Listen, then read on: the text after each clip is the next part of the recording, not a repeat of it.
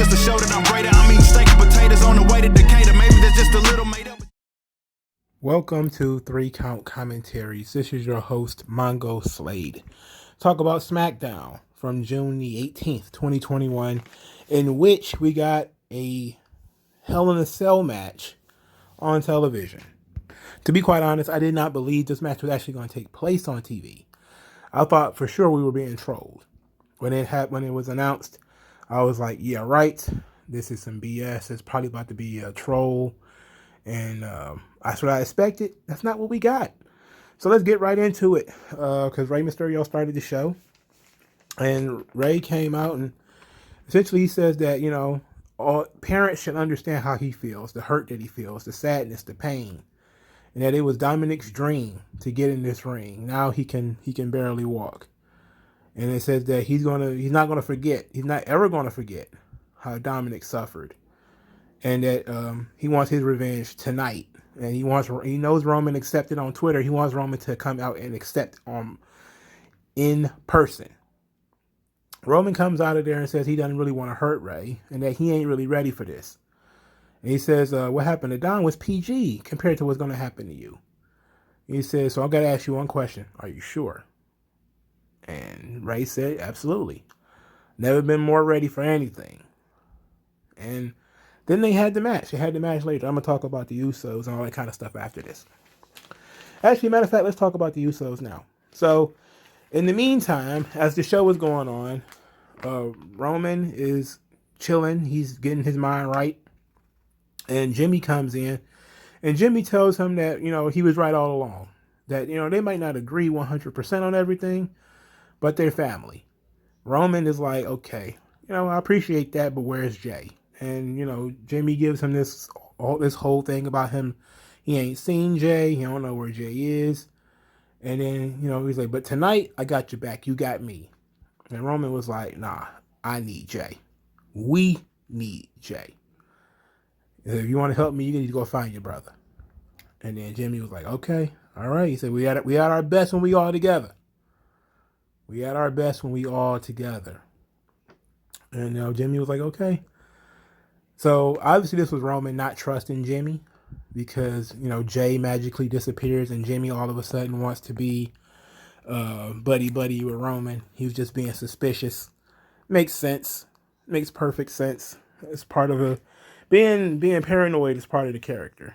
It's always that when you're the top dog, there's always somebody out to get you. You always think there's a conspiracy, somebody out to get you all the time. So it makes sense.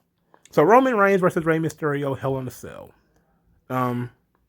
Well, this match was pretty good. It was pretty good. There is something to be said about 3 cell matches in 3 days. Because you're going to have this match today, and then there's 2 on the Sunday pay-per-view, which I guess meant that one of those matches had to get bumped because they probably wanted a woman's cell match, which is likely why this match was moved. Still, not a fan of. Look, I've kind of been over the Hell in a Cell gimmick for a while. Now that the cage is gigantic and red, I can't really see shit anyway. But this match, what took place within the parameters of the match, was pretty good. Rey using the weapons to equalize, the size, which is, something I talked about in a previous video. That if you're on the small side, you need to cut some corners, So they did some interesting things with him in keeping Roman off balance. There was some things that I think Roman probably should have sold a little bit longer, like when the chair was around his head and got rammed into the ring post. I always think like something like that, you should probably sell it a little bit longer. And that, but I dig it, I get what they were trying to do. I'm just kind of nitpicky about things that go along with the head and neck. Like you should probably sell those things longer. But Rey trying to, use the weapons to dislodge, to separate that advantage was pretty cool. The commercials did take away from it, of course, but it's a TV show. What more can you do? I did like the hope spot they gave Rey with the frog splash on the chair. Then he did another one and he got a pretty solid 2 count. So that was good. And then Roman just kind of dominates. Physically imposes himself on Ray. Back and forth against the chamber, not what cell, and against the ring post. Physically throwing them all over the place. And then, of course, the power bomb from the inside of the ring, outside of the ring, into the cage, which led to it was kind of like a cravat. I think they still calling it a guillotine choke. I'm not sure if that's what it is. I think it's more of a cravat. But in any event, Ray tapped out. I don't like that. The Shield media, was pretty excited about this match. But I did see somebody in the Shield media, who I'm not going to name, was kind of angry, upset. Let's say let's not go full angry, but was kind of disturbed by Ray tapping out in this context. And to be quite honest, I actually agree with that. This is a fight for something that's beyond himself. This is revenge for his son. Ray should have gotten choked out. He should have refused to submit. He should have been scratching and clawing at Roman's face until his body just gave out on him. That's how I would have put it together. But, we knew Ray wasn't going to win. So, but the match was good. The match was dope. I enjoyed it. Post-match, Jimmy raises Roman's arm, acknowledging his tribal chief, which, good stuff there. And then Roman, put a little extra mustard on Ray by putting him in the chokehold again. And everybody just kind of stood around and watched. Nobody did anything. And he basically says, like, look, this is what you made me do. Happy Father's Day. See you around, Ray. And you're at this position now where you're just kind of like, well, they don't got nobody ready to fight Roman. There is nobody. Look, we knew Ray wasn't going to win, but they don't even have anybody in the pocket. It seems like they're very quickly fattening up these guys so that Roman can beat them, because they're not doing a good job of building opponents. That is the one weakness SmackDown has had. They're not doing a good job building opponents, giving guys momentum so that when they go against Roman can break that momentum and then bring it onto himself. That's how he gets heat. When you got a guy that you've only been pushing for 2 or 3 weeks, and then all of a sudden he's in a title match and he loses, it's kind of like, wow, that was cool. It was a good match, but we knew he wasn't going to win going in because he had really didn't have that much momentum. And now what do you do when you come out of that match? But this match was very good. I enjoyed the hell out of it. I think that it was hard to say that Ray even had a chance because, not only because it's on TV, but you just didn't see Roman losing. And that's the only negative, is that if you're a quote-unquote smart fan, which, most of us listening to this are, you knew Roman wasn't going to lose. So they would have to do something, exceptional to get us to believe that, Roman could lose. And it seemed like it might have been a perfect time for them to, do some trickery and have like Dominic come from under the ring or something. And then kind of like similar to what they did with Brock, and it's just him and Dominic trying to beat up Roman. Like that would have been perfect. And then it could have been like, Ray was being a little he was lying earlier that Dominic can't walk. That it was really just a setup, so Roman would let his guard down. Like that would have been cool, It would have been a little bit underhanded, but Ray is 5'6", 130 pounds or whatever, So I love this match. It was fun. I'm a huge fan of Rey Mysterio, but you do have to deal with the idea of of course he wasn't going to win. All right, so let's talk about the rest of the show, which was it was okay, not great, but okay. My Commander Aziz.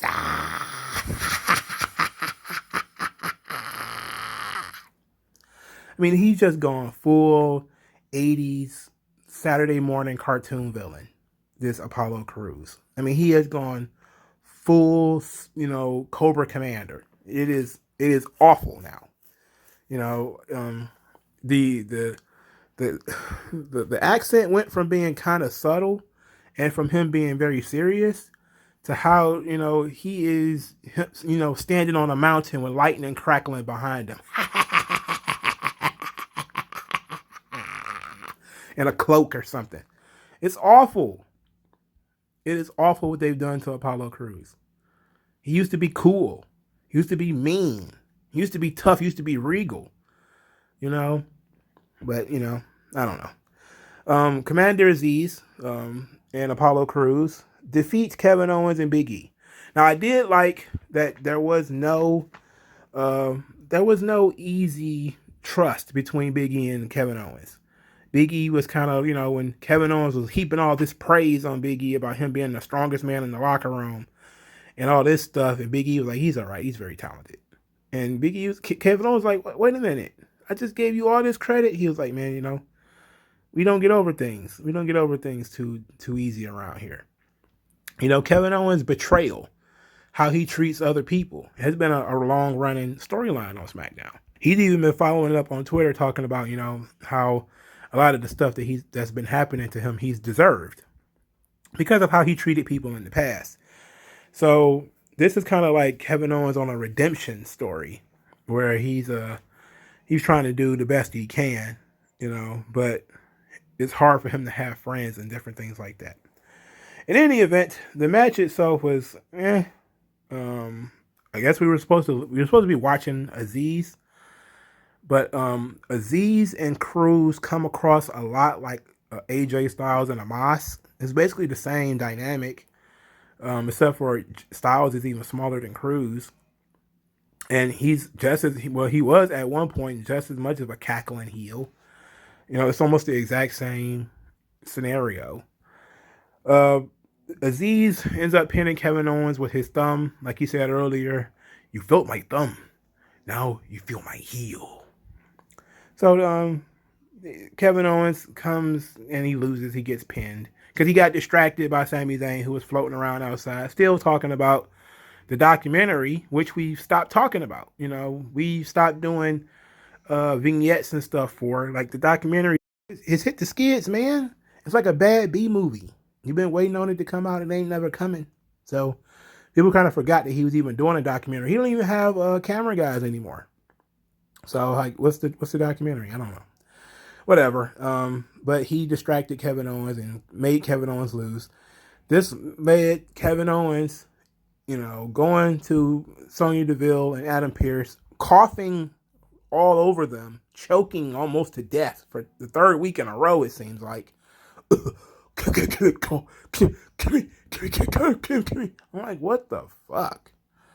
Like, did he break your trachea? Are you not alive anymore? What the fuck is going on? Take a deep breath and speak. Is it not that important? Write it down. Don't cough all over people. It's an injustice. In any event, Adam Pearce says that he'll get him at Hell in a Cell. So Kevin Owens and Sami Zayn will wrestle each other at Hell in a Cell in a WrestleMania rematch. Even though did they wrestle each other at Backlash too? I don't remember. I don't remember Backlash much at all. In any event, moving on. Shinsuke Nakamura defeats King Corbin to become the one true king of WWE in the battle for the crown. And now King Corbin is fully announced that he is king no longer. I'm thinking this was 5 weeks of this same match. They didn't add anything. They didn't even make it a ladder match. They didn't do anything to make this match feel special or feel different, but at least it was a Shinsuke Nakamura match that they actually promoted. They promoted it online. They had its own special graphic. They tried to treat it like it was a big deal. They tried to. Unfortunately, he's wrestled the same guy for 5 fucking weeks straight. And they've just been trading wins. Again, no momentum whatsoever. None. But I'm thinking this was just all a gigantic preamble to dethrone King Corbin, to open the door for the King of the Ring tournament. I'm holding out hope. I'm going to be naive on this one. I'm going to be childishly naive on this one and hold out hope that the King of the Ring, now that Corbin has officially lost it, is going to be a new tournament.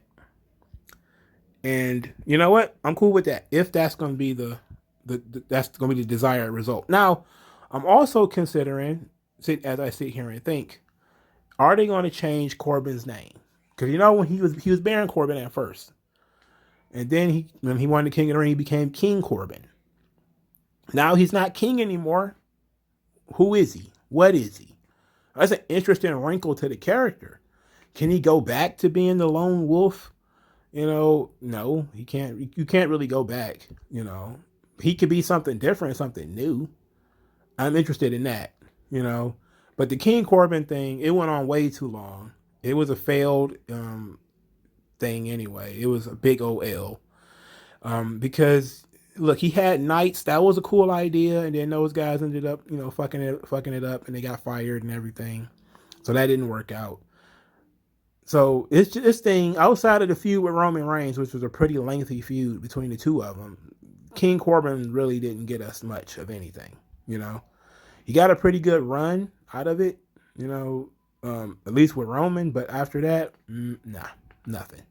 It's their refusal to put any type of title on him or put him in title contention that has been a major problem. I don't know what it is about Corbin, but they like having him on the roster because he doesn't lose a lot. He's not a J Brown, jobber to the stars kind of guy. If Corbin is on TV, if he hits his finish, he wins. And he's on TV quite often, and he just doesn't lose that much. So obviously they like him enough that he gets a solid spot on the card. But I can't tell you what what purpose he serves. It's like he's taking Kane's spot. For a long time. Now Kane was a kind of a jobber to the stars though. Where Kane often lost a lot to people he had no business losing to. Baron Corbin is the opposite. He seems to beat people he has no business beating, and then losing to people he had no business losing to. But he's usually in a very solid spot where he's neither fish nor fowl. He's neither up nor down. He's just kind of stuck in one spot. And if this, losing the crown is going to move his character one way or the other, hopefully, it's a welcome change.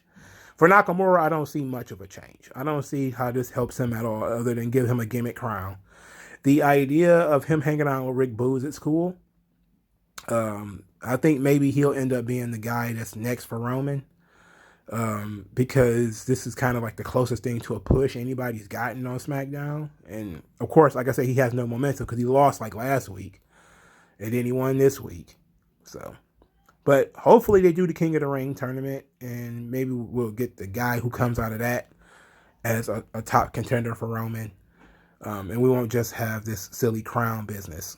And that'd be the only thing they do with the crown these days. All right, so they did a segment with Bianca Belair and Bayley, where Bianca Belair essentially, just said the same thing she has been saying all the time, that, people have always laughed at her because of her body and everything, and laughing at her face triggered her, and now she's tired of bullies. And then she challenged Bayley to a Hell in a Cell match. She said, I don't just want to have the match. I want to have a Hell in a Cell match. That means Bayley is going to wrestle in 2 Hell in a Cell matches within the same calendar year, meaning from October to October. I know some people have done it before. I'm sure some people have done it before, but it seems a little excessive. That it seemed like Bayley was just in a Hell in a Cell match. And she was literally in the last one. Not the very last one. But she was in was it the opener or the main event of the October show last year? I think she was in the main event last year, right? Because Roman and Jay opened the show. So yeah, she was in the one before Ray and Roman. She was in the last Hell in a Cell match.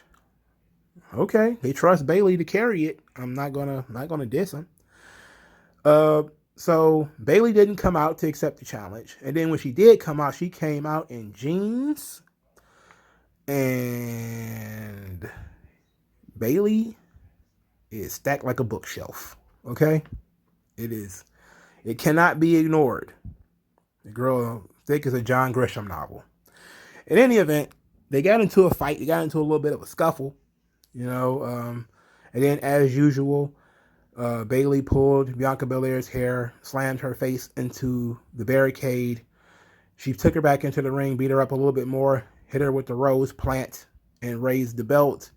Then we get all of the Trons going around with the belt up. And I was like, okay. Now, of course, Bayley touched the belt and stood tall to go home on the Go Home episode, which of course means she's not going to win at Hell in a Cell. Obviously, she's not going to win. This storyline, again, I kind of liked it, but I didn't like what they did here because you just had essentially Bianca Belair do a recap. She went out there to do a recap of everything that's been going on so far. You laughed in my face, I felt disrespected, then I laughed in your face, and I felt good, and then I'll be in bullied because of my body type, yada, yada, yada. It's like, didn't need it. Too many recaps, too much, going back and forth with the same stuff. Just keep it moving. She should have came out there and said, if you got a problem, meet me in the cell. And that was it. Like, that's what I want for you anyway. I'm not thrilled about the Hell in a Cell concept. Now, it's good for Bianca Belair, it's always been good for somebody to participate in these matches because people do remember these matches even if they're the shits. People do remember them. Well, not they don't remember them as much these days because they mass manufacture them, and then people can barely fucking see the match, and then of course there's no blood. So for like the last, I don't know, maybe 5 years, maybe 6 years, the Hell in a Cell concept has been completely bastardized because of the pay-per-view and the no blood and the fact they just throw anybody in the cell now. They just throw people in there now. They're barely feuding there in the Hell in a Cell now. Now, that doesn't mean that I think this match does not need to be a Hell in a Cell match. This match certainly does not need it. The feud is not hot enough. Ray and Roman, you're pushing it. Now, you can say easily, if you try to cripple my son, I will try to fight you in a cell. Sure. You try to cripple my son. McIntyre and Lashley doesn't really need a cell. You need a gimmick, sure, because it's a blow-off match, but it doesn't really need a cell. You could go literally false count anywhere, no disqualification or something like that with it. So that's been the major issue with the Hell in a Cell concept, is that they're mass producing them, and to be quite honest, most of them are just not memorable anymore. They can be fun matches, but I don't feel the urge to rewatch them like I used to. Like I watched some of the older Hell in a Cell matches, of course, because those were brutal fights to end feuds. These are kind of like, oh, it's Hell in a Cell season, therefore we have to have them, and it's dumb. But Bayley and Bianca Belair will be a Hell in a Cell match. I don't I don't know why. All right, so then we get Otis and Dangelo Dawkins, a match that did not take place. So Montez Ford was hurt. So that meant Angelo Dawkins was coming to face Otis one-on-one, and he ended up getting jumped and got the dog shit beat out of him by Otis and Chad Gable. Now, for starters, I really like their new theme. I do like their new theme. It's kind of catchy. Second, I think with Otis, we got something.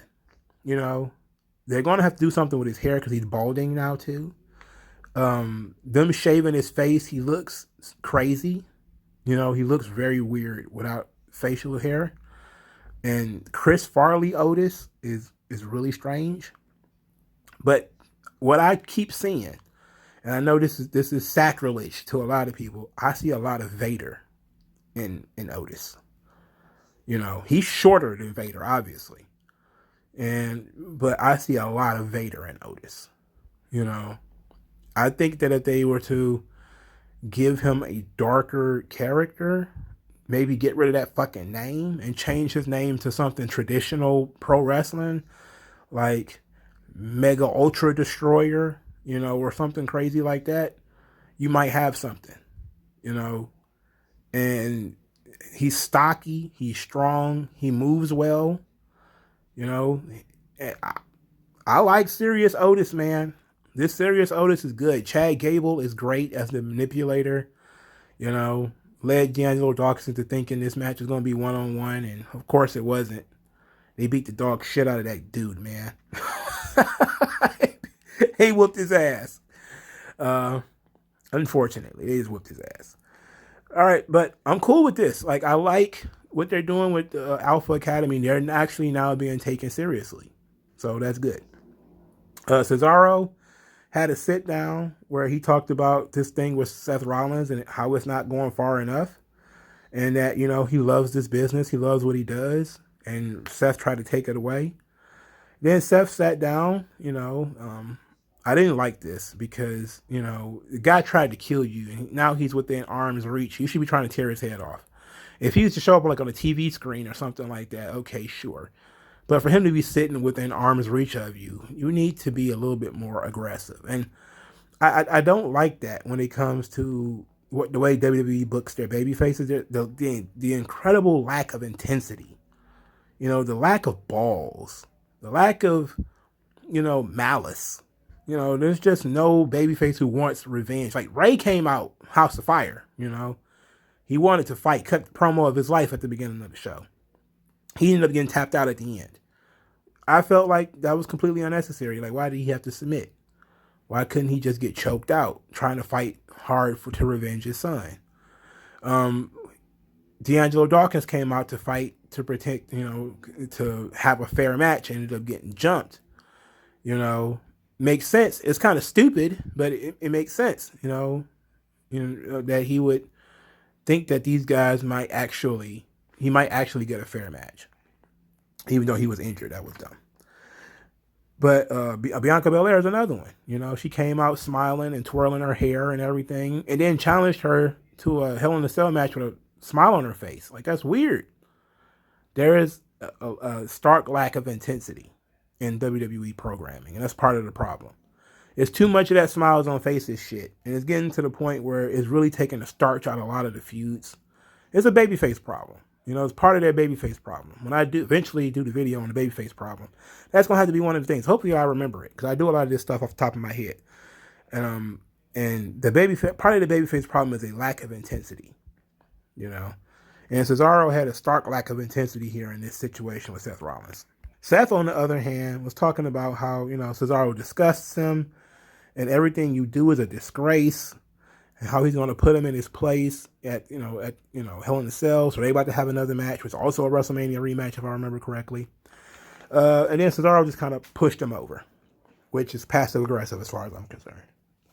We need more than that. We need to do more than that. So that was SmackDown. SmackDown was solid. Of course, it was carried by the Roman and Ray interactions. They were really good. The Roman Jimmy stuff was really good. The rest of the show was just okay. Nothing was terrible except, you could take out Nakamura and Corbin because it's like, who gives a shit? But the Hell in a Cell match was really good. But let me know what you guys think. Like, share, subscribe, donate, hit the tip jar, which will be in the comment section below. Thank you guys for your time, and I'll talk to you guys later.